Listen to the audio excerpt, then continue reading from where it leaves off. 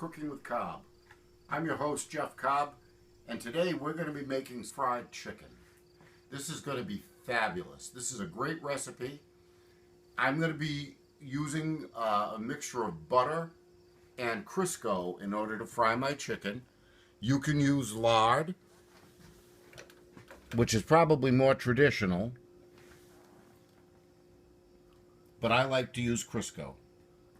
I've got about a little bit better than a half stick of butter and about a half to 3/4 of a cup of Crisco in the pan, and I've just turned it on so that we can get these into a liquid state.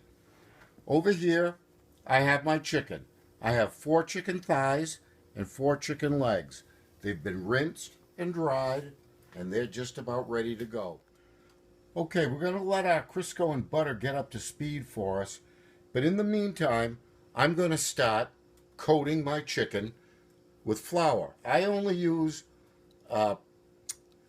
King Arthur all-purpose flour, and I have some in a plastic bag here, and I'm going to bring my chicken over here and I'm going to start to coat it.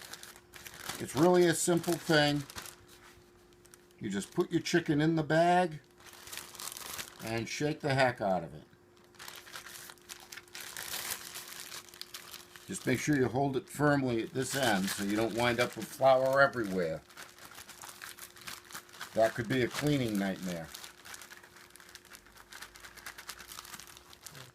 Okay, I just added a little bit more Crisco to this pan. This pan has a little bit of a crown to the bottom, and I wanted to make sure that the whole bottom of the pan will be coated when it's all melted. Normally I'd use my black iron skillet, but I really have a little bit too much chicken here to fit in that skillet. As a matter of fact, it's going to be a challenge for this one as well. But I think it'll work. It's really good either cold or hot or cold. You can have it with vegetables and mashed potatoes.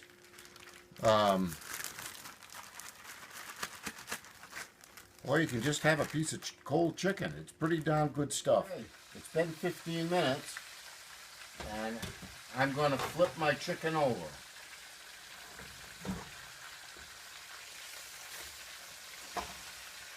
Yeah, this is the first flip. And it's cooking kind of nicely, I think. This is going to be a big surprise for my friends.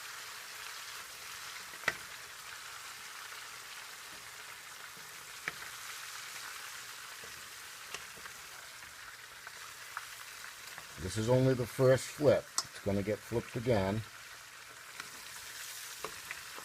So it takes about an hour all told to cook the chicken.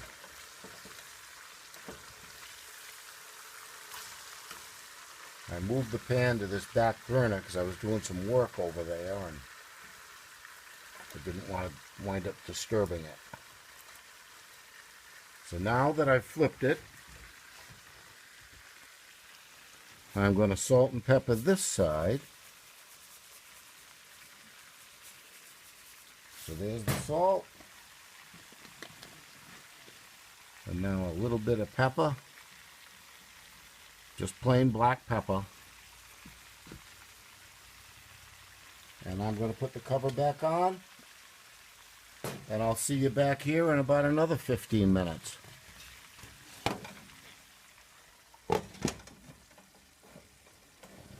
Set my timer.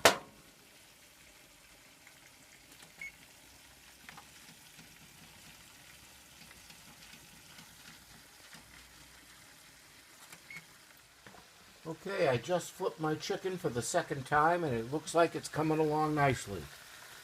So what I'm going to do now is I'm going to set my timer again for another 15 minutes and I'll see you back here in 15 minutes.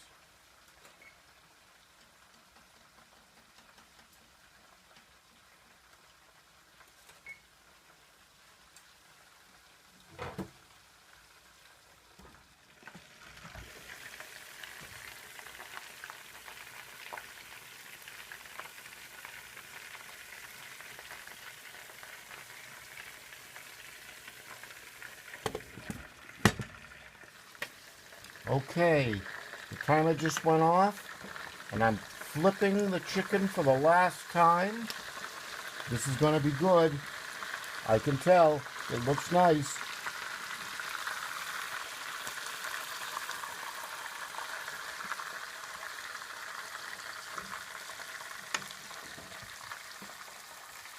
Whoops.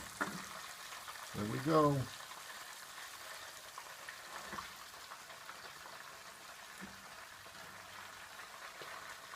So, I've just flipped it for the last time. I'm going to leave it for another 15 minutes on this side, which is going to come to an hour total. And we're going to have some pretty nice fried chicken.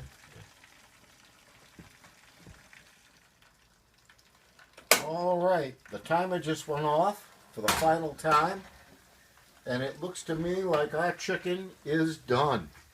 So, I'm going to take it out of the pan carefully and put it on this brown paper bag that I've opened up in order for it to drain. And it's going to sit here until it gets nice and cool, and then I'm going to put it in the fridge overnight.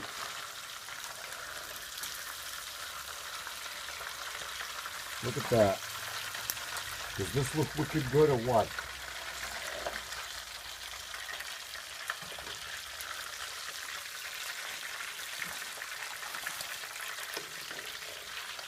Now this is the real deal.